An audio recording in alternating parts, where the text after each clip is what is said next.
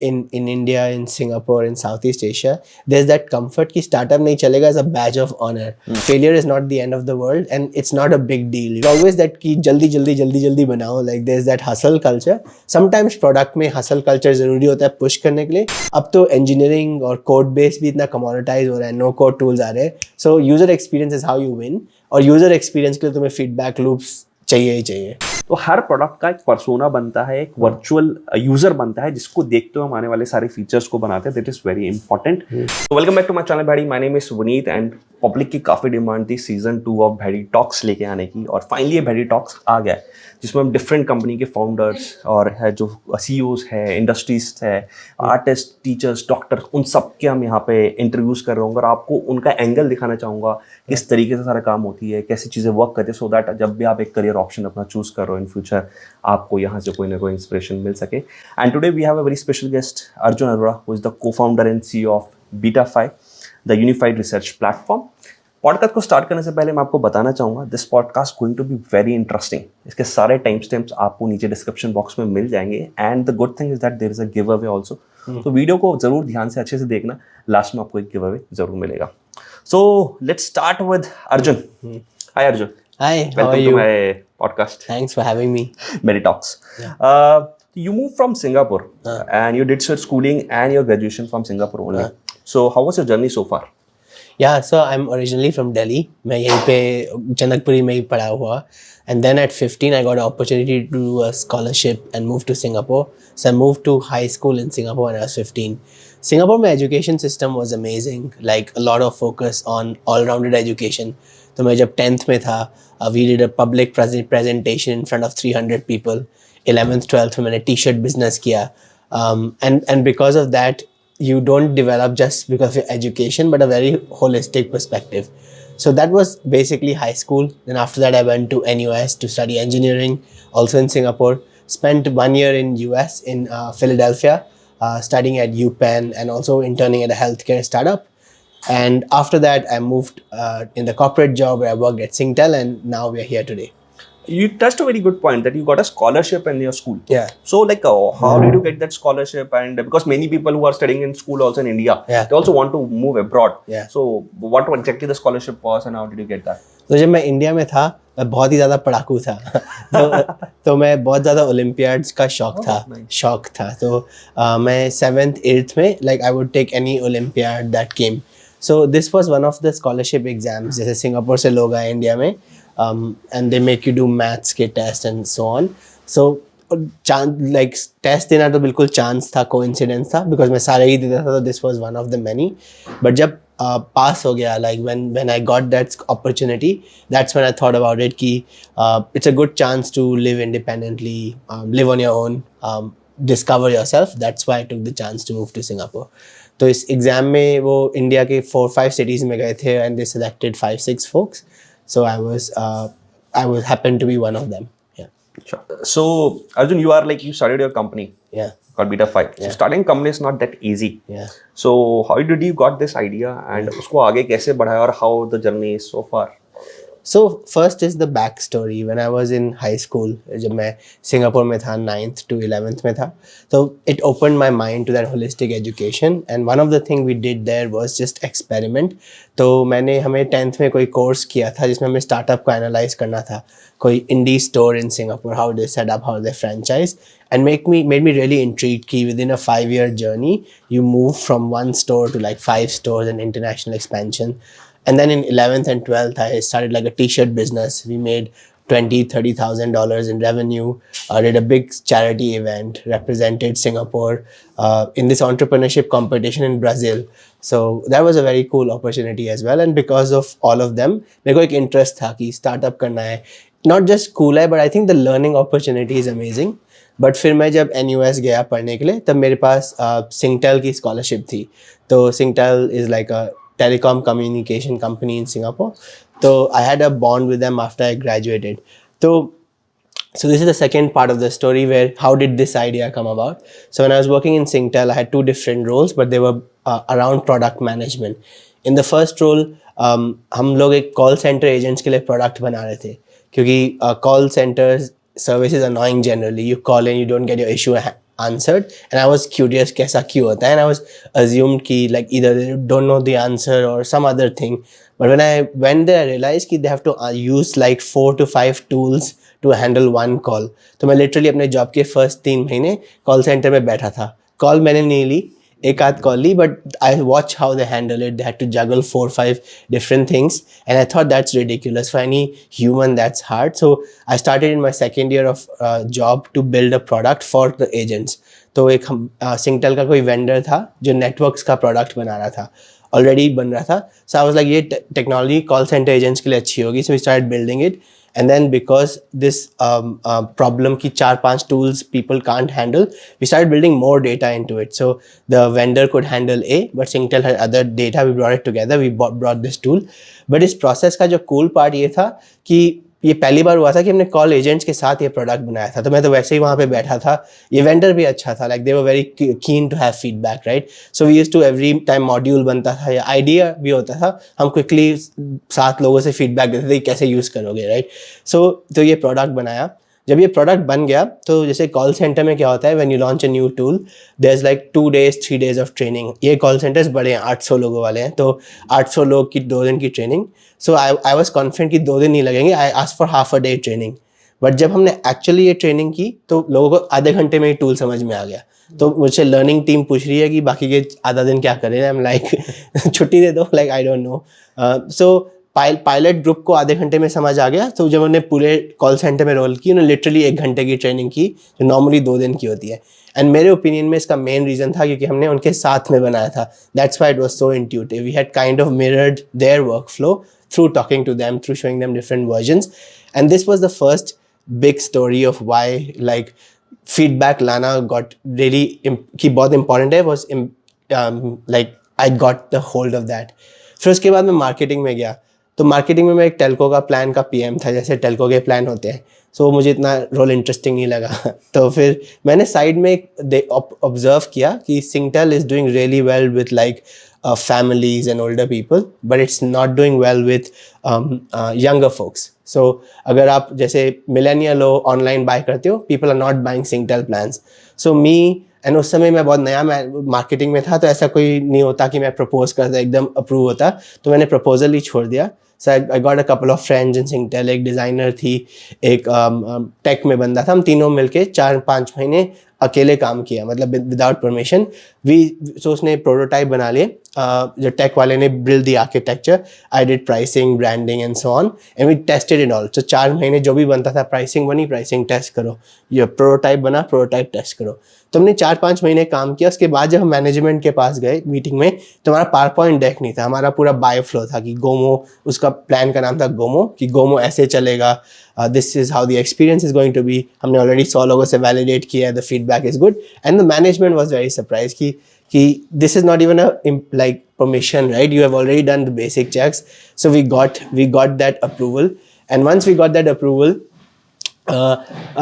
we spent 5-6 months building, and we launched the product. तो product के launch होने के 1 year में it reach the goal was कि X रेवेन्यू आएगा. We hit 10x of the revenue targets and hit 30 million in revenue in 1 year, which was like way beyond our expectation.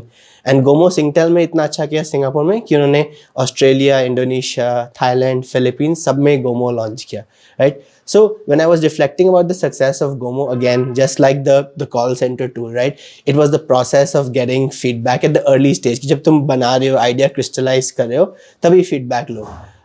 And I thought about कि हर product में या हर project में ऐसा क्यों नहीं होता, बिकॉज ऐसा कोई कल्चर नहीं है कि फीडबैक लेने का. इट्स ऑफन टॉप डाउन करो या फीडबैक लो तो बहुत ज़्यादा टाइम लगता है. So it's like a missed opportunity. जैसे सॉफ्टवेयर टेस्टिंग की वजह से सॉफ्टवेयर बहुत सॉलिड बनता है. अगर तुम रिसर्च नहीं करोगे या फीडबैक नहीं लोगे, you are building for the wrong segment. So that was kind of the idea going into this company ki there should be a tool like just the way Figma helps so much with design, right? There are tools for software testing. There should be a tool to do feedback well. So in a long story short, that's how the idea came about. Original interest in starting a company, very close perspective on the importance of bringing feedback loops in the product. Audience को मैं बताना चाहूंगा जिनको नहीं पता कि Figma क्या होता है और किस चीज़ के बरामद होता है. Figma is a design tool. मैं भी खुद एक यूएक्स डिज़ाइनर हूँ, तो फिग्मा रिसेंटली आपने न्यूज़ भी सुनी होगी कि एडोबी ने अभी रिसेंटली फिग्मा को एक्वायर कर लिया है, तो काफ़ी अच्छा टूल है, उसके ऊपर मैं बहुत जल्दी वीडियोस लेके आने वाला हूँ जिसमें आपको पता लगेगी। और उसी में जो इन्होंने बहुत इंपॉर्टेंट बात बताई कि फीडबैक्स बहुत ज़्यादा इंपॉर्टेंट होते हैं। अक्सर लोग क्या करते हैं कि जब भी प्रोजेक्ट बना रहे हो वो they think that they are the user and उसके बेसिस पे दे स्टार्ट बिल्डिंग, एंड कुछ प्रोडक्ट मुझे पसंद आ रहा है तो मेरे को लगेगा अरे सब कुछ अच्छा चल रहा है, लेकिन जब तक हम फीडबैक नहीं लेंगे तो काफ़ी ज़्यादा इसमें प्रॉब्लम्स हमारे पास क्रिएट कर सकता है। तो आप एक अच्छी खासी कंपनी में जॉब कर रहे थे, राइट? अच्छा खासा पैकेज भी होगा सिंगापुर में फॉर श्योर। तो मतलब जब डिसीजन आपने लेके कंपनी स्टार्ट करनी है तो हाउ डिफिकल्ट और इजी दैट डिसीजन वाज, और क्या आप कैलकुलेटेड डिसीजन लिया या जस्ट यार एक बार ट्राई करके देखते हैं? How you backed up your decision? आपके पास क्या पीछे इनकम सोर्स था, फंडिंग थी कहीं से, क्या था? हाँ, this is a good question. तो ओरिजिनली मेरा प्लान था कि सिंगटेल में 5 साल काम करना है, जो 5 साल होने वाले थे। उसके बाद मैं ओरिजिनली MBA करने का सोच रहा था, एज मोस्ट फोक्स की मैंने इंजीनियरिंग की है, मेरा वर्क एक्स है, अब मैं MBA करूँगा। बट उस समय पे it just happen to be कि कोविड तभी हुआ था। तो MBA के लिए मैं जा रहा था पेरिस में, और मेरे को ओवरसीज जाने का शौक था, बट क्योंकि कोविड हुआ था ओवरसीज़ की ऑप्शन तो ख़त्म ही हो गई थी। एंड आई वाज लाइक कि मुझे वर्चुअली अकाउंटिंग तो नहीं पढ़नी, ठीक है, वो तो मैं यूट्यूब कोर्सेज से ही कर सकता हूँ। तो अगर इन पर्सन का एक्सपीरियंस नहीं है तो मैंने ओरिजिनली MBA डिले किया कि मैं अगस्त में स्टार्ट कर रहा था, मैं जैन में करूँगा। फिर सोचा कि 3-4 महीने क्या करूँ, तो तब मैंने सोचा था कि एक इंटर्नशिप करूँगा, like a VC internship, right, for example. But मैंने उसके बाद टाइम अपने करियर के बारे में सोचा। I was turning 28-29 soon, I already had worked 5 years, so I was like मैं क्या करूँगा? I'll do this internship, then I'll do the MBA, then I'll work in a job, then what do I want to do?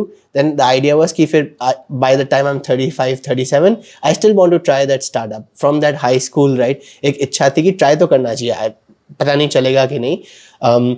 तो I am like क्यों wait करूँ 37? तो Covid की वजह से कुछ बेनिफिट होता है कि you really reflect deep, and this was part of that reflection process.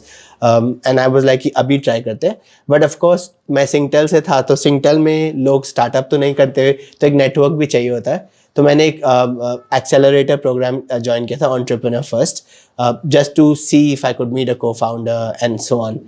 And to your question about financial security, Singtel में पैकेज अच्छा था, बट मैं बचाता भी बहुत सारे पैसे था। तो मेरे पास एक बैरियर था, एक बफर था सेविंग्स का, और मेरे खर्चे बहुत कम है। तो मैंने ऐसे कैलकुलेट किया कि अगर मैं MBA जाऊँगा पेरिस के लिए तो 100,000 का खर्चा आएगा। तो 100,000 में MBA को देते समय तो बिल्कुल भी नहीं सोचता, कभी भी नहीं सोचूंगा, ठीक है। बट अगर वही मैं सिंगापुर में 1 साल भी रहता, मैं इंडिया भी नहीं आता, सिंगापुर में रहता, मेरा 1 साल का 20-25 हज़ार खर्चा है। लगा लो स्टार्टअप में 2 साल चलेंगे तो उसमें $50,000, राइट, मैक्स। तो अगर मैं HEC को इतने कॉन्फिडेंस से, MBA स्कूल को इतने कॉन्फिडेंस से वो 100,000 दे रहा हूँ, तो मैं अपने आप में क्यों नहीं लगा रहा? That was the thought process कि वर्स्ट केस में फंडिंग नहीं होगी, 2 साल बाद स्टार्टअप नहीं भी चलेगा तो मैं एक और जॉब मिल जाएगी, but that it's still an investment, right. I have that saving, and that saving can be channelled to yourself और MBA school. So that was the thought process behind it. तो वो जो ओलंपिक्स की बात कर रहे थे, ओलंपियाड्स की बात कर रहे थे, स्टार्टिंग में मैथ कैलकुलेशन बहुत ज़्यादा इंपॉर्टेंट है उस कैलकुलेशन के बेसिस पे, यानी इट्स अ गुड पॉइंट कि अगर आप देखो कहीं MBA भी में जा रहे हो, आप कहीं पे भी जा रहे हो, तो 2 साल आपको कम से कम वहाँ पे बिताने पड़ते हैं। एंड अगर आप एक जॉब छोड़ के जा रहे हो तो आपकी करंट सैलरी प्लस आपको 2 साल की छोड़नी पड़ेगी, प्लस आपको कहीं जाना पड़ेगा, वो प्रॉब्लम क्रिएट करता है। अगर आप कैलकुलेट कर कैलकुलेटिव रिस्क ले सकते हो अपनी लाइफ में, तो डेफिनेटली गो एंड ट्राई अपना स्टार्टआप। मैं भी बहुत दिनों से ट्राई कर रहा हूँ, मेरे को पता है मेरे ऑफिस वाले वीडियो देख रहे होंगे, but even my CEO is also very supportive. They also tell me यार तेरे को लगता है अपॉर्चुनिटी है, either pitch in our company, मतलब आप मुझे पिच करो, I will invest, otherwise go and try, they always want. यानी कल्चर बिल्ड करना बहुत ज्यादा जरूरी है। अगर हम ये सोचते रहेंगे, हम डरते रहेंगे ना कि हमें नहीं करना या करेंगे क्या होगा, रिस्क होगा, इवन आवर सीनियर्स मेंटर्स वो हमें नहीं सपोर्ट करेंगे, तो बड़ा मुश्किल है कि हमें आगे नई आइडियाज लेके आने का और नई चीज़ों को करने वाले। आई थिंक इस पे एक और पॉइंट है कि जब हम कॉर्पोरेट वर्ल्ड में होते हैं तो एक बहुत ज़्यादा फियर होता है कि नहीं चलेगा तो क्या होगा, right. But increasingly in India, in Singapore, in South East Asia, there is that comfort कि स्टार्टअप नहीं चलेगा as a badge of honour. अगर मैंने 5 साल सिंगापुर में काम किया, फिर 2 साल स्टार्टअप किया, चाहे नहीं भी चला, right, it gives me that 2 years of really hard experience that will actually help you in your next job search. So I think it's not, failure is not the end of the world, and it's not a big deal. You can still do another startup, आप कोई और job कर सकते हो. There's a lot of things for you. I think there's that barrier in the corporate world क्योंकि वहाँ पे कुछ चीज प्रोजेक्ट नहीं चला तो बहुत ज़्यादा पनिशमेंट मिलती है, वह स्टार्टअप में नहीं चला तो तुम लिंक्डइन में पोस्ट लिख सकते हो और तुम्हें लिंक्डइन वैलिडेशन तो मिल ही सकती है. थोड़े दिनों पहले जब लॉकडाउन की बात थी तो मेरे कजन्स और ये सब हम भी स्टार्टअप्स के बारे में बात करते रहते, वो तो ये कहते थे भाई पैसा कमाना है तो 2-3 स्टार्टअप डुबाने पड़ेंगे. ऐसा है क्या? एक तो डुबाना ही पड़ता है क्योंकि एक तुम्हें इतनी ज़्यादा लर्निंग मिलती है और इतनी सारी चीज़ें इकट्ठी करनी पड़ती है. मैं तो ऑलरेडी प्रोडक्ट मैनेजमेंट कर रहा हूँ 3-4 से, so I understand the problem. But Singtel में कभी तुम्हें ऐसे फंड रेज थोड़ी करना पड़ता है कि पैसा कहाँ से आएगा. हायरिंग के लिए HR होता है, अकाउंटिंग के लिए फाइनेंस बंदा होता है. स्टार्टअप में सब कुछ मैं ही करता हूँ.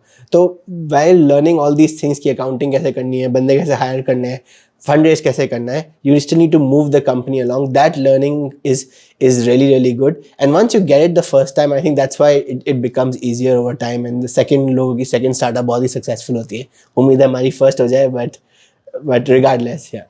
नहीं मतलब इनका जो स्टार्टअप है वो मैंने देखा था अभी जब मैं बैंगलोर गया था तो वहाँ पे था, और रिसेंटली आपने सब प्रोडक्ट हंट पे भी लॉन्च करा, रिसेंटली करा था, तो काफ़ी अच्छा. उसके बारे में हम अभी आगे वीडियो में डिटेल में बात करेंगे. तो बात कर रहे थे कि यहाँ पे फीडबैक बहुत इंपॉर्टेंट होता है, लेकिन अभी हम देख रहे हैं there is a big issue that people don't usually take feedback regularly. वो क्या रीजन है ना लेने का, और अगर वो लेंगे तो कितना फर्क आएगा उनके प्रोडक्ट में? I think इसके बहुत सारे reasons हैं. It starts with like culture in itself, right? कि जैसे US में जाओ या वेस्टर्न मार्केट में जाओ तो feedback is already a core part of product building. But कभी कभी इंडिया में या सिंगापुर में बहुत ज़्यादा हसल होती है कि 2 हफ्ते में ही लॉन्च करना है कि करना है, 4 हफ्ते में करना है, राइट? लाइक जो इंपॉर्टेंट है, वेलोसिटी इंपॉर्टेंट है, बट द थिंग इज अगर तुमने गलत बनाया तो तुम्हें सब कुछ रीडू करके बनाना पड़ता है. There is not that understanding कि if you spend little bit of time validating the thing, it will save you a lot of time down the line. So that is the first problem. Second problem जो आपने बोला, lot of people think, मुझे तो पता है बहुत सारे PMs को लगता है मैं तो हूँ स्टड, तो जो मैंने सोचा है मेरे को तो यूज़र अच्छे से आता है तो what we are doing is good. तो जैसे फॉर एग्जांपल हमने बेटाफाई बनाया, उससे पहले मुझे इस प्रॉब्लम का आइडिया था, बट हमने 300-400 यूज़र इंटरव्यू किए कम से कम. मेरे को फाउंडर ने भी 200-300 किए हैं जस्ट टू अंडरस्टैंड कि प्रॉब्लम क्या है. And that comes to the third, right, कि लोग क्यों नहीं करना चाहते, राइट, अदर देन कल्चर, क्योंकि काफ़ी मैनुअल प्रोसेस है. पहले तुम्हें लोगों से बात करनी है, तुम कम से कम 10 लोगों से बात करोगे, फिर उसकी वीडियो होगी, फिर उसके बाद तुम उसमें नोट्स लोगे. तुम 10 लोगों से बात करोगे, नोट्स भी इतने लंबे होते हैं, राइट? फ्रॉम द नोट्स तुम्हें इंसाइट जनरेट करनी है, इंसाइट जनरेट भी हो गई, उसके बाद तुम्हें लोगों से शेयर करनी है. इसके बजाय तुम बना के ही देख लो ना, मुझे यही आता है. It's like it's not apples to apples comparison. I think how software testing evolved, even software testing, you think about it, adds timeline to product building, but people understand कि इसके बेनिफिट्स क्यों हैं. बट अभी feedback loops के या user research के करने के, how it can really influence your product, people don't appreciate. And it's true that there's a lot of manual work involved, और बहुत ज़्यादा टूल्स लगते हैं, तो बहुत ज़्यादा एफर्ट लगता है फ्रॉम एक टूल से दूसरे टूल में. So I think these are some of the things Betafi wants to solve as well. और ये जो चीज़ की बात करते हैं यहाँ पे अर्जुन, ये मैं अभी रिसेंटली IIT बॉम्बे से, अगर आपने मेरी पुरानी वीडियो देखी था, इट्स ह्यूमन कंप्यूटर इंटरेक्शन के बात करके आया था, और वहाँ पे प्योरली जो मेरा 15 दिन का कोर्स था, 80 घंटे का कोर्स था, उसमें इन्हीं चीज़ों के बारे में बात करता, फीडबैक, यूजर इनसाइट कैसे लेना. And to be very frank, अभी मैं अपनी कंपनी में वो चीज़ें ट्राई कर रहा हूँ जितना ज़्यादा हम कर सके. एक तो सबसे पहले इंडियन क्लाइंट्स रेडी नहीं होते यूजर रिसर्च के लिए, टू बी वेरी फ्रैंक. वो कहते हैं ये प्रोडक्ट है, मतलब दे आस्क अस ये रिक्वायरमेंट है, आप इसके रिक्वायरमेंट के बेसिस पे प्रोडक्ट बना दो. I am not sure why the culture is not building in India. वो कल्चर आ क्यों नहीं. और दूसरा, वो करने का प्रोसेस बहुत ज्यादा लंबा है. पहले आप कॉल करोगे, लोगों को ढूंढना है, ढूंढने के बाद उसको एक्सेल में डालना है, डालने के बाद आपको उससे इनसाइट्स मिलेगी. बट इवेंचुअली जब वो सारा डेटा निकलने के बाद वो चीजें बनती है, प्रोडक्ट बनता है, तो वो काफी अच्छा बन के आता है. तो ये रीजन क्या है, मतलब व्हाई इंडिया में अभी वो चीज क्यों नहीं आई कि people are not focusing on research?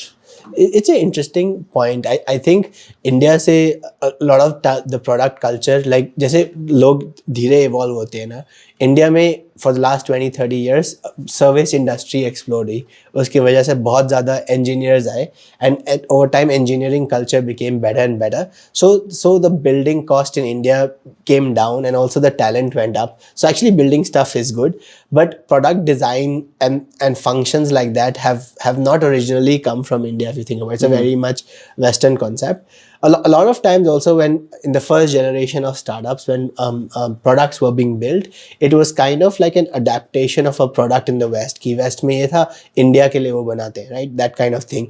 And उसमें a lot of times you can learn from the competitor and adapt. But it's the thing कि adapt करना भी बहुत ज़रूरी है. It's not just कि जो Amazon बेच रहा है इंडिया में वही चलेगा. It's never the case, right? Amazon जब इंडिया आता है खुद बहुत यूजर रिसर्च करता है, तो I'm sure Flipkart ने भी की होगी. But this is the thing. There's always that कि जल्दी बनाओ. Like there's that hustle culture. Sometimes product में hustle culture ज़रूरी होता है push करने के लिए. But sometimes you need to step back and think कि जो तुम बना रहे हो strategically important है. तो फॉर एग्जाम्पल इंडिया में आजकल बहुत सारे CRM स्टार्टअप्स आ रहे हैं कि सेल्स टेक में हम ये कर रहे हैं या ये कर रहे हैं, क्योंकि because the original big startups of India were like Zoho, Freshworks, यहाँ से लोग आ रहे हैं. So lot of people were innovating in this space, right. But if same folks try doing more feedback loops, right, they'll see a lot of other opportunity to build software. अब तो engineering और code base भी इतना commoditize हो रहा है, no code tools आ रहे हैं. So user experience is how you win. और यूजर एक्सपीरियंस के लिए तुम्हें फीडबैक लूप्स चाहिए ही चाहिए. बहुत इंपॉर्टेंट बात कही कि यूजर एक्सपीरियंस ही है जो कि शायद से आगे जाके हमें हमारे प्रोडक्ट को अलग बनाएगा चीज़ों से. बहुत बढ़िया. So what is the process? एक हमने पहले आपके चाहे कोई भी प्लेटफॉर्म से हमने इंटरव्यूज ले लिए और चीज़ें कर ली और फीडबैक ले लिया. What is the process after identify that user feedback? वो फीडबैक लेने के बाद क्या फ़र्क आता है प्रोडक्ट के अंदर? Great question. ये तो डिफिकल्ट क्वेश्चन है. So I think it starts with the fact कि पहले आपको पता होना चाहिए कि what is the problem definition, कि what are you finding out? Are you validating your product? Are you trying to find कि एक new feature की need क्या है या feature launch क्या है तुम्हें उसका करना है. तो first is कि you figure out what the problem. Second, who's the problem for, कि वो सेगमेंट कौन सा है. अगर तुम फॉर बिग कंपनीज के प्रोडक्ट्स बहुत सेगमेंट्स को सॉल्व करें, यू हैव टू आइडेंटिफाई किसका personas we are talking about. Yes, किस पर्सोना के लिए you're actually building the product for, right? Then you have to be clear कि ठीक है ये प्रॉब्लम ये है, इसमें assumption क्या ली हुई है. तो फॉर एग्जाम्पल हमने बेटाफाई स्टार्ट किया, हमने देखा कि यूजर रिसर्च में सिंथेसिस प्रोसेस वो बहुत everyone says it's a problem, understood it's a problem, but you have to go and like make few reasons why it's a problem. Making sense of insights is hard, or capturing insights is hard. There's a sub problem, right? So you need to get to that like assumption level कि ये sub problem है, हम इसको answer कर रहे हैं user research से. फिर जब हम लोगों से बात करने स्टार्ट करते हैं, अगर वो करेक्ट सेगमेंट के लोग हैं, कुछ अजम्पशंस के आंसर्स बहुत ज़्यादा कन्वर्ज करते हैं. ये तुमने सोचा था बिल्कुल सही है, बिल्कुल गलत है. That's the best case and the easiest case. And then in certain answers they diverge, क्योंकि कोई बंदा बोलेगा एक्स, कोई बंदा बोलेगा Y. So that is harder. Then you have to go back and break down your assumptions and talk to more people, for example, right.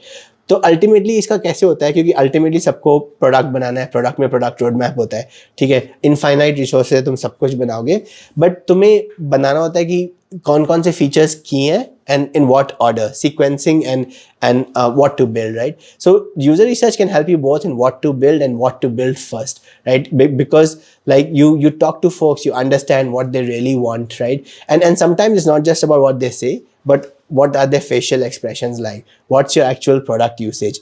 Once you triage all this information together, you kind of get a clear answer that when you build something, is it worth doing and not. तो बाद में तुम जाके prioritize करोगे ना कि इसमें effort ज़्यादा है, किसमें कम है. I think कभी-कभी हम सिर्फ कम और ज़्यादा में ही वो डाल देते हैं. हम ये नहीं सोचते कि usefulness क्या है. हो सकता है कि तुम कम effort वाली चीज़ जल्दी लॉन्च कर रहे हो, but कुछ नहीं impact. Prioritisation is important. Prioritisation is important. मैं आपको एग्जांपल दे रहा हूँ. आजकल इंटीग्रेशन हर प्रोडक्ट के लिए इंपॉर्टेंट है और बहुत लोग स्पीड से इंटीग्रेशन करते हैं. आज हमने 20 कर लिया, हमने 200 कर लिया, right. Like it can be done fast, but the thing is अगर क्वालिटी ऑफ इंटीग्रेशन नहीं अच्छा, राइट, अगर तुम्हारा वर्क फ्लो अच्छा नहीं है उस इंटीग्रेशन का, तो वो इंटीग्रेशन सिर्फ वेबसाइट के लिए, right. And that work flow के लिए तुम्हें यूजर रिसर्च करना जरूरी है. तुम नाम के लिए तो इंटीग्रेशन कर सकते हो, that's just API calls, but for the fact कि बंदों को यूजफुल लगा कि नहीं, उसके लिए you need a bit more feedback. सो अभी इसमें एक वीडियो के अंदर बहुत अच्छा पार्ट हुआ था पर्सोनास. तो बहुत सारे लोग हैं जो नए इस यूजर की वीडियो को देख रहे होंगे, तो पर्सोना इज समथिंग जिसको हम टारगेट ऑडियंस बनाते हैं. फॉर एग्जांपल आप फेसबुक यूज करते हो तो फेसबुक ने अगर प्रोडक्ट बनाया तो वो एक जनरेशन और एक पर्टिकुलर एज ग्रुप के लिए बनाया है। इंस्टाग्राम इज समथिंग जो कि यंग जनरेशन को टारगेट करता है। यूट्यूब इज समथिंग जो ओल्ड और यंग दोनों को कर रहा होता है। तो हर प्रोडक्ट का एक पर्सोना बनता है, एक वर्चुअल यूजर बनता है जिसको देखते हुए हम आने वाले सारे फीचर्स को बनाते हैं। That is very important. तो ये एक बहुत इंपॉर्टेंट वर्ड है, तो डेफिनेटली आप इसके बारे में रिसर्च करना जो कि आपके यूएक्स में बहुत ज्यादा काम आएगा। Next question is that how is the problem solving mindset developed for PM roles? वो कैसा बनाया जाए? अदरवाइज अभी जो मैं देखता हूँ ना अपने कॉर्पोरेट में, जिस कंपनी में मैं काम कर रहा हूँ या कहीं और भी हम कहीं काम करते हैं जिससे भी मैं बात कर रहा हूँ, उनका हमेशा ये रहता है यार, उनका the PMs are not PM project manager, they are like just coordinators, they are project coordinators. उनको टास्क दे दिया, वो टास्क वो वहां पे कर रहे हैं, दैट्स ऑल। और अगर उनका वो पूरा स्प्रिंट के अंदर वो टास्क खत्म हो गया तो दे आर क्वाइट हैप्पी। वो रेडी ही नहीं है करने के लिए। तो वो डेवलप कैसे करेगा? प्रॉब्लम सॉल्विंग माइंडसेट कैसे डेवलप होगा? I think ये बहुत अच्छा, like it's a very deep question and it's a big question in the product community, and you're right कि a lot of product managers are actually project managers. They are chasing timelines, they are chasing and coordinating things. उसमें कुछ गलत नहीं है, तुम्हें कुछ ऐसे team में वो लोग भी चाहिए. But if you want to be a good PM, right, you need to understand what you're building again, for whom and why does it develop value. And her organization में ये करना आसान नहीं है. To be honest, some organizations are extremely top down. उसमें वो चाहते ही है कि तुम project management करो, like just get it done fast, right? But personally, I feel as a good PM, you need to understand a few things, right? First and foremost are the users. Who's the users? What's their problem? Why are you solving that problem? Why this feature solves that problem? Very concretely, very in 2 lines, 3 lines. तो मेरे कोई बड़ी सी PPT deck नहीं चाहिए, but एक clear सा 1 pager चाहिए कि ये मेरा वो यूज़र था, ये इनकी प्रॉब्लम है, ये इनकी अनसॉल्व प्रॉब्लम है और इससे सॉल्व होगी। तो एक तुम्हें एक अच्छा एंगल चाहिए होता है from a user lens, right? Second, तुम्हें एक एंगल चाहिए होता है फ्रॉम अ टेक लेंस कि तुम्हारी टेक्निकल कंस्ट्रेंट्स क्या हैं तुम्हारी कंपनी में, राइट? कि कुछ चीज़ों में कोई कंपनीज बैक एंड में स्ट्रांग होती है, कोई फ्रंट एंड में स्ट्रांग होती है, कहीं पे एंज रिसोर्सेज नहीं है. You always need to understand the tech part of the product, right. Third is the business part, क्योंकि user understanding and tech is all and fine, but ultimately company को पैसा कमाना है, right? You need to be, as a PM yourself, you need to question hard कि अगर ये हम बना रहे हैं तो इसका कंपनी को क्या फ़ायदा होगा. इट्स ऑलवेज अबाउट बैलेंसिंग कि यूज़र को क्या फ़ायदा होगा, बिजनेस को क्या फ़ायदा होगा, right. So you need to understand कि बिजनेस को क्या फ़ायदा होगा as very very clearly. And then the fourth thing I would think is understanding the market dynamics, क्योंकि जब तुम प्रोडक्ट बना रहे हो, तुमने यूज़र सोच लिया, तुमने अपना बिजनेस यूज केस सोच लिया, बट तुम्हें देखना है प्रोडक्ट अभी कौन कौन सी चीज़ें सर्व कर रही हैं और क्यों, अगर वो अच्छा कर रही है तो क्यों अच्छा कर रही है, और अच्छा नहीं करी तो क्यों नहीं अच्छा करी. Because sometimes as PMs, and I am guilty of this as well, we get into the feature trap कि ये एक और बना लेते ना तो बस सब कुछ ही world peace will be solve, right. But the reality is कई बार डिस्ट्रीब्यूशन की भी द गेम होती है. Like why is Microsoft teams killing it. मेरे को स्लैक बहुत पसंद है, मैं खुद स्लैक यूज़ करता हूँ. और माइक्रोसॉफ्ट टीम्स क्यों इतना जाता है? क्योंकि डिस्ट्रीब्यूशन इतनी सॉलिड है. So if you're creating a product, and let's say you're creating a product in the same space, slack competitor बना रहे हो, तो तुम्हें अपना यूजर सेगमेंट ऐसे चूज करना चाहिए कि माइक्रोसॉफ्ट से तो मत compete करो on day one, right? Over time, yes, sure, but that's the fourth aspect of PM. When you're building a product, you have to be realistic कि what are there some other unfair advantages in the market, and choose that to kind of again narrow your customer segment and then build for that. ये बहुत important point दिया. जब मैं भी खुद gifting के मैं प्रोडक्ट्स वगैरह बना रहा होता है, कुछ भी कर रहा होता है, स्टार्टअप्स के बारे में बात करूंगा तो वहाँ पे बहुत इंपॉर्टेंट है प्रोडक्ट आपका कितना अच्छा हो. अगर आपके पास डिस्ट्रीब्यूशन नहीं है तो वो बहुत ज्यादा प्रॉब्लम क्रिएट कर सकता है. And to be very frank, ये जो मैं यूट्यूब चैनल बना रहा हूँ, ये मैं डिस्ट्रीब्यूशन बना रहा हूँ, प्रोडक्ट तो अभी हम लॉन्च करेंगे. तो रीजन ये है कि 20,000 हमारे पास अभी सब्सक्राइबर्स हो गए, तो वी हैव अ ऑडियंस. तो प्रोडक्ट डिस्ट्रीब्यूशन चैनल मैंने पहले बना लिया. प्रोडक्ट कुछ भी चाहे वो it can be T shirt also. मैंने से बताया आई एम वेरी गुड, ये मैं टी शर्ट डिजाइन करी हुई है. तो I am also very fond of that की टी शर्ट चलो अपनी मर्चेंडाइज निकालते हैं, कुछ भी करते हैं. तो डिस्ट्रीब्यूशन तुम्हारे पास है तो तुम्हारा प्रोडक्ट, कई बार होता है कि डिस्ट्रीब्यूशन अच्छी है, प्रोडक्ट स्मॉल हो, वो सक्सेसफुल होता है. और प्रोडक्ट बहुत अच्छा हो और डिस्ट्रीब्यूशन ना हो तो वहाँ पे प्रॉब्लम क्रिएट हो जाते हैं हमारे पास. हाँ, और जैसे माइक्रोसॉफ्ट टीम्स का अगेन एग्जांपल लेंगे. मैं जब सिंगटेल में था तब माइक्रोसॉफ्ट टीम्स लॉन्च हुआ था. मैं इतना हैरान था कि क्यों ये लॉन्च कर रहे हैं कि इतना बगी प्रोडक्ट है। फिर मैंने 1.5 साल बाद अभी लॉन्च किया, अभी टेस्ट किया, तो बहुत it's quite a good product and I can see कि स्लैक से उसमें क्या अच्छे बेनिफिट्स हैं, राइट।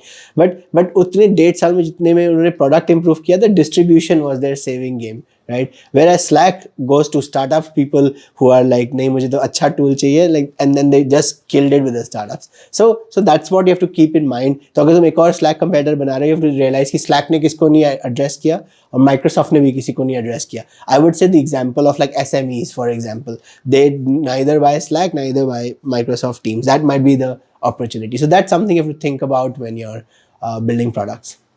एंड माइक्रोसॉफ्ट ने मचा रखी है, सही बता रहा हूँ, अभी हम खुद गूगल से माइक्रोसॉफ्ट पे मूव हुए हैं, and the platform that they are providing, the culture, और वर्क फ्रॉम होम में तो वहां बैठ के लगता नहीं कि हम घर से काम कर रहे हैं. You have all the teams, you have everything, you they have integrated so many things. कौन से टूल्स नहीं है इसका तो इंटीग्रेट उन्होंने नहीं करा हो, मतलब बहुत ही सही है. Distribution plays an important role. आपने बात करी फीडबैक्स के बारे में, चीजों के बारे में, और सर्विस बेस्ड कंपनी में वैसे रिसोर्सेज कम होते हैं, हमारे पास 2 जनों की टीम है, 3 जनों की टीम है, और वहां पर फिर फीडबैक लेना, क्योंकि फीडबैक के लिए बहुत बड़ी टीम चाहिए हमें, राइट. तो कैसे इतना फीडबैक, कैसे इतना डेटा इतने कम टाइम में हम कैसे ले सकते हैं? तो आई थिंक ये बहुत इंटरेस्टिंग क्वेश्चन है, और increasingly a lot of people feedback को सीरियसली ले रहे हैं. तो जैसे हमारे बेटाफाई में भी आजकल आधे हमारे कस्टमर्स जो हैं वो फाउंडर्स जो होते हैं, जिनकी 2-2, 3-3 लोगों की टीम है. तो इसमें क्या होता है कि फीडबैक लेने के लिए जो बड़ी कंपनीज होती है ना, वो पहले जाके लोग ढूंढती हैं, उनको कॉल शेड्यूल करती हैं, और इसी में 2-3 हफ्ते निकाल देती हैं, राइट. तो बट जो जब तुम्हारे पास ऐसी ऑप्शन ही नहीं है, जब 2 ही लोग हैं, कैसे करोगे, right. So what they do is वो एक पैनल बना लेते हैं, whether it's a Slack communities or Discord community, या it's just your 20 active users कि ये लोग हमारे early product में भी when it's not in a good shape तुम्हें feedback देंगे. So at least वो first 2 हफ्ते का जो back and forth है ना, वो कम हो जाता है. तुम पहले से ही क्या कर लो कि अगले महीने के लिए लोगों को बुक कर लो कि अगले महीने में मैं इन 5-6 लोगों से बात करूंगा. So the scheduling is a non-factor, and then whenever the schedule permits you talk to them. So that's like the first aspect of it. Second aspect of it, हमें लगता है कि हर बार तुम्हें घंटे की कॉल करनी है, घंटे की मुश्किल है. तुम क्यों घंटे की कॉल करें, तुम 10-15 मिनट की कॉल कर लो. Again if you are clear कि मेरे को इस चीज़ पे फीडबैक चाहिए, ये हमारा अभी अनसॉल्व्ड या अननोन है, तो बस उसी चीज़ पे फीडबैक लो. स्पेशली अगर तुम्हारे पास रिलेशनशिप है, 1-2 मिनट ले लो, 15 मिनट की कॉल करो. 15 मिनट की अगर तुमने ऐसे 5-7 कॉल कर ली तो आधे दिन में ख़त्म हो जाएंगी, right. Then the third question is कि इसमें से insight कैसे निकलेगी. So this is where I think a lot of tools are coming up and you should consider using those tools. तुम Zoom पे तो कॉल करते ही हो, right? तो Zoom पे कॉल हो रही है, रिकॉर्ड हो रहा है, बट अगर तुम बेटाफाई यूज़ करे और बेटाफाई के अलावा और भी टूल्स हैं Zoom मार्केट में, you can just mark those key feedback points. तुमने 15 मिनट की कॉल की, यार ये 2-3 मिनट उसने बहुत ही अच्छा बोला, तो उसको मार्क कर लो. जब पोस्ट में जाओगे, कॉल देखोगे, इंस्टेड ऑफ कि तुम्हें 15 मिनट की कॉल है, तुम वो 2 मिनट की कॉल ही देखो. वो 2 मिनट की कॉल पहले उसी से एनालाइज करो, उससे पैटर्न्स बनाओ, और वही तुम अपने इंजीनियर्स को भेज सकते हो. हम a lot of time feedback share गलत करते हैं. हम क्या करते हैं कि I learn from user interviews, user struggling with this, which is good for you because तुमने यूजर इंटरव्यू किया, बट जो इंजीनियर पीछे प्रोडक्ट बनाया उसे थोड़ी समझ आएगा. उसके बजाय तुम अगर दिखाओ कि ये हमारा पॉइंट था, ये स्क्रीन का ये फ्लो टेस्ट करे, वो बंदा दिख ही नहीं रहा बटन का है, right. Just visually communicating that would work a lot. So in a nutshell, find a group of people you can quickly test with, have clarity on what you're testing, so run shorter sessions, and then have the right tooling so you can mark as the interview is going on, you can mark those, oh ये aha moment कहते हैं हम कि ये अच्छी insight थी. हर 15 minute में 15 minute तो कोई भी अच्छी ऐसे ज्ञान नहीं बांट सकता ना, बट कुछ 2 मिनट में तुम्हें आता है कि ये प्रोडक्ट के लिए अच्छा है. that's what you focus on. तो ये हमारे लिए आहा मोमेंट थी हमारे पॉडकास्ट के लिए. तो मैं भी अपने एडिटर्स के लिए फ्लैग ऑफ कर देता हूँ. तो ऐसा कुछ टूल हमारे यूट्यूबर्स के लिए भी बनाओ यार. 1-1 घंटे के पॉडकास्ट हम रिकॉर्ड करते हैं, इसमें पता ही नहीं लगता कहाँ करना है, फिर दोबारा रिकॉर्डिंग देखो 4 बार, तब जाके हमें इनसाइट्स मिलते हैं. अब बेटाफाई यूज करना शुरू करो. नेक्स्ट रिकॉर्डिंग मेरे को लगता है मैं बेटाफाई पे कर वहीं पे ये फीडबैक्स लेंगे. नेक्स्ट एक टेक्निकल पॉडकास्ट टेस्टिंग द बेटाफाई, तब हम यहाँ पे यूज करेंगे. तो यूजर इनसाइट्स हमें मिल गए, हमें फीडबैक मिल गया, इनसाइट्स मिल गए. What's the next process, how to use that insights in our actual product? So I think it goes back to building the product roadmap, right? It starts with having that business goal. The business goal mein you had these questions, which you have these questions answered. Now you go and start building that product. And again, user insights is not a unfortunately one time process आपको बार बार करनी पड़ती है। तो तुमने एक ये चीज़ पता नहीं थी, तुमने 5-7 इंटरव्यू से समझ आ गई है, अब तुमने प्रोडक्ट बनाओ, राइट? प्रोडक्ट भी पूरा मत बनाओ, अभी भी पहले फिग्मा बनाओ, like just mock it up कि ठीक है लोगों से क्लैरिटी है कि ये फीचर या ये फ्लो उनके लिए बहुत अच्छा जाएगा, मॉक इट अप, बिकॉज लोग देखते अच्छा है, तुम जब अब एक्सप्लेन करते हो तो people are nicer to you, but once they can see it कि ये होगा फिर ये होगा ये होगा, then they can give more articulate feedback. उससे भी अच्छा है give them like a front end only thing, let them click around with it and they'll give good feedback. So you get tested on Figma, and if that direction is there, then you go ahead and build the product, and after you build the product you can like get analytics to see. But if this is a core part of your process and you do it well, very likely your product will work at the get-go. The feature which people asked for, if you mocked it and you validated that, when you actually jab launch karoge, you'll be surprised that yeah, people will adopt it much faster, because you had spent that time validating. तुमने कुछ major assumptions जो थी तुमने validate कर लिए, और नई problems आ सकती है, product हमेशा complicated है ऐसा नहीं है, but at least तुमने काफ़ी part अपनी तरफ से सही बनाया है based on user needs. तो व्हाट अकॉर्डिंग टू आपने जब स्टार्टिंग में हम बात करें तो आपने कहा कि जब हमने प्रोडक्ट बनाना था 300 लोगों के मैंने इंटरव्यूज लिए, मेरे को फाउंडर ने इतने लोगों के लिए, तो what according to is a good number whenever we are launching a feature और लॉन्चिंग अ प्रोडक्ट, कितने मिनिमम डेटा को लेके हमें बोलना चाहिए कि हाँ ये इनसाइट चाहिए, डेटा हमारे पास अच्छा है? Is there any particular number? I think particular number is a very difficult question. It depends on the stage. तुम अगर नया startup बना रहे हो, उसी को validate कर रहे हो, then you need to interview more. You need to talk to different segments of people, and then. Can we quantify that more? So if for one persona, you should talk to at least 5 to 7 people if you have 1 to 2 assumptions. Right? अगर तुम्हें सब कुछ ही validate करना है, it will never work. But if you have 1 or 2 key things you are checking, but you have a certain persona, but of course you also need to pick 5 people from another persona. अगर आपकी persona बहुत wildly different है, जैसे अगर कोई India में user है, US में यूज़र है, तुम इंडिया में लॉन्च करोगे तुम्हें दोबारा 5 इंटरव्यूज़ करने पड़ेंगे मिनिमल, राइट? बट मेरे पर्सनल एक्सपीरियंस में 20 or so works well, and I'm building a software product which is never built, so you're always improving. It makes sense to always go back to the same people and see like तुमने ये बोला था and this is how it looks like, what's your feedback, and so on. So having that core group of people you can co-create with, that is really important. यानी जो recruitment process होता है पूरा, मतलब जब मैंने अगेन मैथ से पे आऊंगा तब हमने वहाँ पे बहुत सारे ऑटो रिक्शा वालों से हमने बात करी थी, हमें रोड पे लोगों को पकड़ के हमने सब्जी वालों के लिए प्रोडक्ट बनाया था, तो वहाँ पे हमने सब्जी वालों से बात करी, तो हर टाइप के हमें यूजर्स के बात करनी पड़ती है, डेटा आ गया। तो how to recruit people for taking, agree कौन होगा, और do we need to pay something to those recruiters, या उनको क्या कंपनसेट करे, क्या प्रोसेस होता है उसका एक्चुअली, मतलब एक प्रोडक्ट जब हम बिल्ड करते हैं? तो recruitment in itself is a big industry. आजकल तो एजेंसीज होती है तुम्हारे लिए रिक्रूट करती है, if you have big budgets you can use them. मेरे ओपिनियन में तो गोरिल्ला रिक्रूटमेंट वर्क्स बेस्ट। जैसे आपने जाके रिक्शे वाले से बात की, right, that is good because that is in their natural habitat, right, और and also you reach out to people who actually care about the problem. तो अगर मैं जैसे बेटाफाई बना रहा हूँ, मुझे डिज़ाइन कम्युनिटीज़ में जाके पूछना चाहिए कि if anyone wants to chat, because वो खुशी से आएंगे, उनके पास ऑलरेडी भरे बैठे होंगे, शेयर करेंगे कि क्या बनाना है, दैट्स ईजियर। अगर if you are a more mature company, sometimes it also helps to like pay people for their time, definitely, right? क्योंकि अगर तुम छोटा सा भी Amazon वाउचर भी दे दोगे या समथिंग दोगे, it's a nice touch. You just have to be careful कि वो ऐसा ना हो कि वो पैसे की वजह से लोग आए and that distorts the thing. Another thing, हमारे कुछ क्लाइंट जो बहुत ही स्मार्ट करते हैं, तो जब बंदा वेबसाइट पे आता है, प्रोडक्ट लेता है, तो जैसे प्रोडक्ट में नहीं होता कि TNC, हाँ सिक्योरिटी चेक, दैट्स नॉर्मल, उन्हें एक और डब्बा बना दिया है कि would you be part of our feedback panel.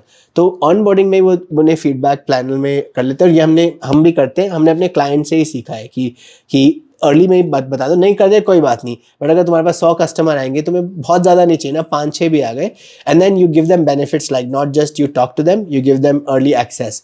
तभी हमारे जो बेटाफाई के फीचर्स लॉन्च नहीं हुए, हमने बना तो लिए and we already have it rolled out to our most active feedback users. So these are some of the things you can do to handle recruitment. बहुत अच्छा है। मतलब कई बार मैं उबर यूज कर रहा होता हूँ, मैं ओला यूज कर रहा होता हूँ, तो वहाँ पे बीच में आता है क्विक फीडबैक, एक पॉपअप आता है और फीडबैक देता है, और कई बार वो एनोइंग भी हो जाते हैं, सही बताओ तो, कि भाई मैं प्रोडक्ट बाय कर रहा हूँ, चलो अमेज़न की बात करें, मैं प्रोडक्ट बाय कर रहा हूँ, प्रोडक्ट बाय करते बीच में अरे फीडबैक दे, अरे भाई मुझे परचेज करने दो और मुझे आगे बढ़ने दो।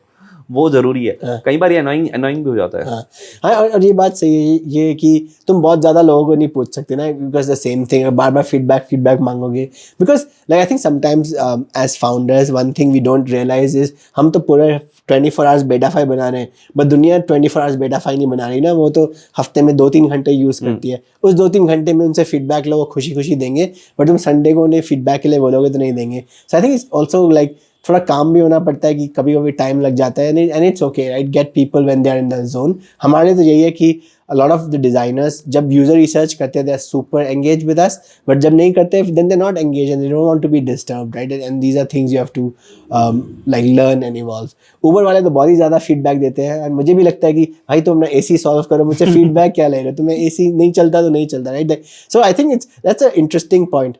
A lot of the right to get feedback is earned. So अगर तुम किसी से फीडबैक ले रहे हो और उसका फीडबैक तुम जाके सॉल्व कर रहे हो, तो हम क्या करते हैं, अब किसी ने बोला ये फीचर चाहिए, हमें 1-2 हफ्ते महीने में बना लिया, हम ज़रूर जाके उनको बोलते हैं कि तुमने ये बोला था, बहुत अच्छा आइडिया था, हमने बनाया है, एंड उससे जो एक्विटी आती है, दोबारा फीडबैक के लिए बोलो तो खुद नहीं आएंगे तो हमने उसको भेज देंगे। That's the part about Uber that annoys you, right? You're asking for feedback, you're not acting on it. So that is a key part of the business as well. Important है, मतलब आप फीडबैक ले रहे हो, उस पर अगर काम ना हो तो फिर वो लगता है यार फायदा नहीं तब। लेकिन ये लिंक्डइन और बड़े बड़े प्लेटफॉर्म से they have that bounty program kind of thing, जिसमें वो फीडबैक अगर आप दे, तो जिनको ऑडियंस को नहीं पता, अगर आपको फेसबुक पे बग निकलता है, जीमेल पे बग निकलता है, तो उनके बाउंटी प्रोग्राम से आप जरूर जाके चेक करो, और लोग लाखों रुपए कमा जाते हैं। मतलब अगर उनका बग सिक्योरिटी में आपने बग निकाल दिया, कहीं और निकाल दिया। और वैसे भी आजकल तो यूज़र रिसर्च के लिए some of the companies like Canva, मैंने खुद कैनवा के साथ इंटरव्यू किया है, दे पे you $100-120 an hour if you feel it, because they really value your time. Of course, smaller companies can't afford that, but again, I would say go for the money, but give great feedback as well, so that उनको भी कोई help हो तो आपको दोबारा भी approach करें। हमारी ऑडियंस के लिए बता दो कहाँ से पैसा कमा सकते हैं थोड़ा बहुत। एक हमारे कंपेटिटर हैं, बट अच्छा काम कर रहे हैं, usertesting.com है उनका नाम, तो उनको हमारी पब्लिसिटी की ज़रूरत तो नहीं है, but this is one platform where if you sign up there you can get request from a lot of different companies. So if you want multiple feedback channel like options comes from there, but उससे भी अच्छा है कि अगर तुम different tools use करते हो, जैसे Figma, Canva, Notion, Slack, अगर तुम सारे यूज़ करते हो, अगर उन्हें कम्युनिटी में हो तो वो खुद ही ईमेल्स भेजते रहते हैं तुम्हें कि अगर किसी को फीडबैक करना है तुम साइन अप करो, और करो तो ऐसी अपॉर्चुनिटीज आ जाती है। आई स्टिल रिमेंबर, करीब होगी 5-6 साल पहले की बात, तो ये होता था जो आप बता रहे हो ना कि यूएस से बाहर की कंट्री से बहुत सारी वेबसाइट थी जो कि रीच आउट करती थी हमें कि आप घर में सिर्फ टीवी पे हमारा प्रोडक्ट या एक्स चीज को टेस्ट करना है 1 घंटे के लिए, you get paid of it, right? तो ऐसे ये तो जो ऐसे लोग हैं जो घर पे बैठे हुए हैं, पेरेंट्स हो गए, एल्डरली, बिकॉज पर्सोनास तो कोई भी हो सकता है ना, कोई बड़े लोग इस वीडियो को देख रहे हैं तो वो भी घर पे बैठे हुए हैं, तो हाउ कैन, मतलब दे कैन गो देयर, ऐसे कोई है कोई टूल जहाँ पे वो रजिस्टर कर सके और कुछ ऐसे प्रोडक्ट्स लॉन्च कर सके जो कि टीवी पे आ रहे हो, मोबाइल पे आ रहे हो, दे कैन टेस्ट इट? हाँ, आजकल लाइक usertesting.com तो एक easy way I would recommend to sign up for that, just to get a lot of tools. But I think आजकल बहुत सारी रिक्रूटमेंट एजेंसीज भी होती हैं, बहुत सारी। तो जैसे मैंने आपको बताया था कि usertesting.com पे अभी इंडिया का पर्सोना बहुत ज़्यादा नहीं है, तो अगर इंडिया में जो बड़ी बड़ी कंपनीज है, what they do to find people is कि वो किसी एजेंसी को बोलती हैं कि हमें अगले महीने में 20 लोग चाहिए। तो अगर आप उन एजेंसीज को जानते हो या उनके साथ रजिस्टर किया है, जानना भी नहीं है, तो they will always come to you first, कि उनका भी काम आसान होता है। So that is another thing you can do. मुझे लगता है स्टार्टअप आइडिया मिल गया एक नया, usertesting.com इंडिया वर्जन बनाते हैं। आपको प्लान होगा वैसे हाँ, बेटा फाइव बनाने वाली है ना, ये मत बनाना। नहीं, मैं मजाक कर रहा हूँ, ऐसी बात नहीं है। तो बहुत सारी हमने बात करी यहाँ पे। अब मैं आपके प्रोडक्ट पे थोड़ा सा फोकस करना चाहूंगा। तो बीटा5 जो है एग्जैक्टली करता क्या है, and how your product fits in this user research की जो पूरी जर्नी है, इकोसिस्टम है, एग्जैक्टली आपका प्रोडक्ट कहाँ पे फिट होता है? Good question. तो यूज़र रिसर्च जैसे हमने बात की है कि फीडबैक लेना प्रोडक्ट के लिए बहुत अच्छा है, ये हमने पहले एस्टैब्लिश किया। सेकंड थिंग थी कि अच्छा है बट बहुत एफर्ट लगता है, राइट? एंड बिकॉज एफर्ट लगता है लोग स्किप करते हैं। हम इस लूप को तोड़ना चाहते हैं। Like we want anyone who is from a very small team, like a founder, independent designer, independent researcher, to big research teams, to be able to do the feedback process regularly, right? तो इस feedback process में जो एक part होता है कि जब तुम लोगों से बात करते हो, फिर तुम कॉल रिकॉर्ड करते हो, फिर नोट्स करते हो, नोट से इंसाइट निकालते हो, हम इस पार्ट पे फोकस करते हैं कि बेडाफाई पे आओ, लोगों से बात करो, उसी प्लेटफॉर्म में अपने क्वेश्चंस भी डाल दो, क्योंकि तुम्हें एक क्वेश्चंस पूछने होंगे। उस क्वेश्चंस के अंदर तुम की मोमेंट्स मार्क करना शुरू कर दो कि ये अच्छा था, ये अच्छा था, राइट? उसको टैग कर दो, इन good insight, bug, right, feature idea, whatever. And then after you speak to X number of people, तुमने 10 लोगों से बात की, तुम हमारे प्लेटफॉर्म में वो पैटर्न ईजिली देख सकते हो कि 6 लोग 10 में से ये बोल रहे थे, 7 लोग 10 में से ये बोल रहे थे, right? And then the last part is कि तुमने पैटर्न भी देख लिया, you are still 1 or 2 people, right? Product building is collaborative. You have to share that insight. So whether you clip that video or you share the voice of customer कि उसने ये quote बोला है, right, with the customer. So first aspect है कि तुम वो feedback capture कैसे कर रहे हो, second है उस feedback से तुम insight कैसे निकाल रहे हो, और third है insight को share कैसे कर रहे हो। ये तीनों चीज़ें बेडाफाई में बहुत तुम जल्दी कर सकते हो। That's quite interesting. ये जब मैं अगेन HCI फिर से मैं बार बार लेके आऊंगा, मैं प्रमोट नहीं कर रहा हूँ, अभी थोड़े 10 सालों बाद करूंगा। I am becoming HCI member also India. So वहां पे भी बहुत जरूरी था कि जो स्टेटमेंट जिस टर्म में यूज करी गई है, जिस लैंग्वेज में यूज करी गई है, आप उस रिकॉर्डिंग को, उस स्टेटमेंट को ऐसे लिखो। यूजर स्टेटमेंट्स और यूजर इनसाइट्स, मतलब डिफरेंट टर्म्स में हम कैटेगराइजेशन जब हम उसकी करते हैं, तो अगर उसने बोला कि इस प्रोडक्ट को यूज करके मुझे समझ नहीं आ रहा, तो मैं ऐसे नहीं कहूंगा after using this product he is not able to understand this, English में कन्वर्ट करा। बट हमें कि सिखाया क्या गया, आप उसको हिंदी में ही टर्म करके और वही लिख दो कि उस यूजर ने ये बोला, इस प्रोडक्ट को यूज करके मुझे कुछ समझ नहीं आ रहा। बिकॉज मैट बी पॉसिबल, अगर आप एक लैंग्वेज में रिकॉर्ड कर रहे हो, दूसरी लैंग्वेज में कन्वर्ट कर दो, जो कन्वर्ट कर रहा है उसको, वो शायद से सेंटेंस का मीनिंग बदल गया। आई थिंक ये बहुत अच्छा पॉइंट बोला आपने, क्योंकि अगर आप अपने बारे में भी बोलो कि जैसे मैं प्रोडक्ट मैनेजर था, कभी कभी मेरे टीम में और लोग यूज़र रिसर्च करते थे, वो यूज़र रिसर्च करके बोलते थे customer struggled with your onboarding flow, and मैं एज अ PM बोल, मैंने तो फ्लो अच्छा बना, क्या क्या स्ट्रगल है बताओ, राइट? उसको बोलने की जगह यूज़र स्ट्रगल है, क्योंकि बहुत हाई लेवल स्टेटमेंट है ना, मुझे दिखा दो कैसे स्ट्रगल हुआ, या मुझे बता दो ऑडियो रिकॉर्डिंग ये है कि 1 मिनट में वो पूरे टाइम होम पेज पे ही बंदा घूम रहा था, and you can instantly without argument resolve that argument, because like it's very hard to translate that customer voice, the raw customer voice. So जो भी तुम्हारी insights है, if you share that in the voice of customer, whether it's through a short video or a short note, transcript, whatever, that would be a big difference. और मुझे जो लगता है, ये हमारी कंपनी, मेरे co-founder का opinion है कि feedback process in itself बहुत ज़्यादा change होने वाला है। अभी भी ज़्यादातर अगर आप feedback reports, UX research reports लिखो, report बनती है, PDF deck बनता है, PowerPoint बनती है, राइट? फ्यूचर में ये ज़्यादा वीडियो से होने वाला है, क्योंकि कम्युनिकेशन होता है व्हाट्सएप, स्लैक पे है। सो फ्यूचर में जब फीडबैक इतना ज़्यादा इटरेटिव होगा, it will be norm to share short video snippets of the conversation, कि इस मोमेंट पे इसने ये बोला, उस मोमेंट पे उसने ये बोला, 20 seconds, 30 seconds, but the way that with the one-line description will communicate your point, it will save point on both ways, and that's how things will evolve in the very near future. बिल्कुल सही। तो कैसे आपके products को use कर सकता है कोई, क्या उसकी URLs है, can you just tell to the audience? हाँ, सो हमारा प्रोडक्ट फ्री टू यूज़ है, आप bedafy.co पे जाके साइन अप कर सकते हैं और फ्री में यूज़ करना स्टार्ट कर सकते हैं, और उसके बाद डिफरेंट पेड प्लान स्टार्ट होते हैं। बट फॉर द फर्स्ट, अगर आपको एक्सपीरियंस करना है, एक पूरा प्रोजेक्ट करना है, ये सब तो हमने फ्री बनाया, क्योंकि हम चाहते हैं कि इंडिया में ज़्यादा से ज़्यादा लोग UX रिसर्च करें। सो bedafy.co। बिल्कुल, आप जरूर जाके चेक करना, काफ़ी इंसाइटफुल ये पूरा हमारा इंटरव्यू था। कुछ लास्ट क्वेश्चंस आपके जो कि प्रोडक्ट्स और इनसे रिलेटेड नहीं है। सबसे पहले तो बहुत सारा है, इंडियन UX कम्युनिटी अभी इंडिया में बहुत ज़्यादा ग्रो कर रही है, UX and UI both.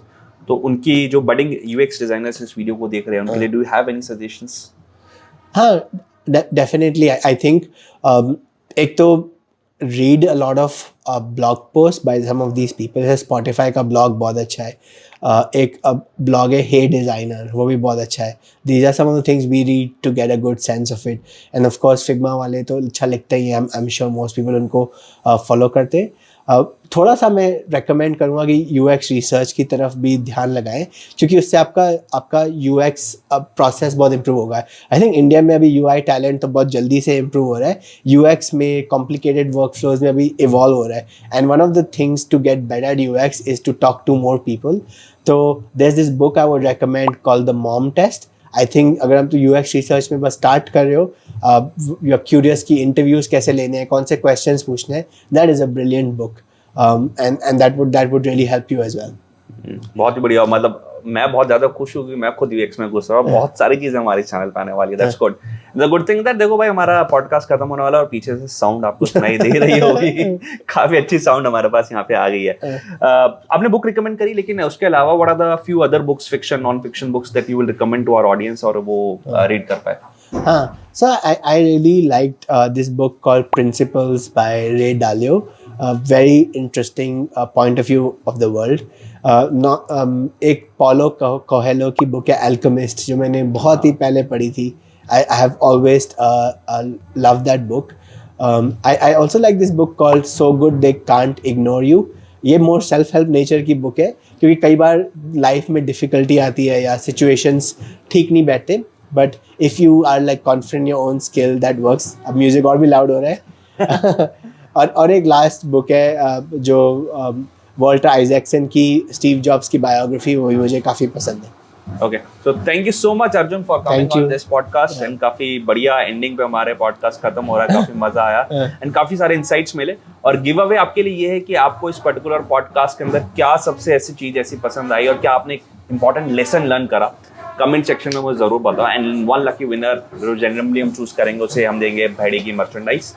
Thank you so much. अगर आप चैनल पर नए हो तो सब्सक्राइब जरूर कर लेना और वीडियो को लाइक करना मत भूलना. And follow Arjun on LinkedIn. I will share all the links जो हमने डिस्कस करे हैं इस पर्टिकुलर ब्लॉग.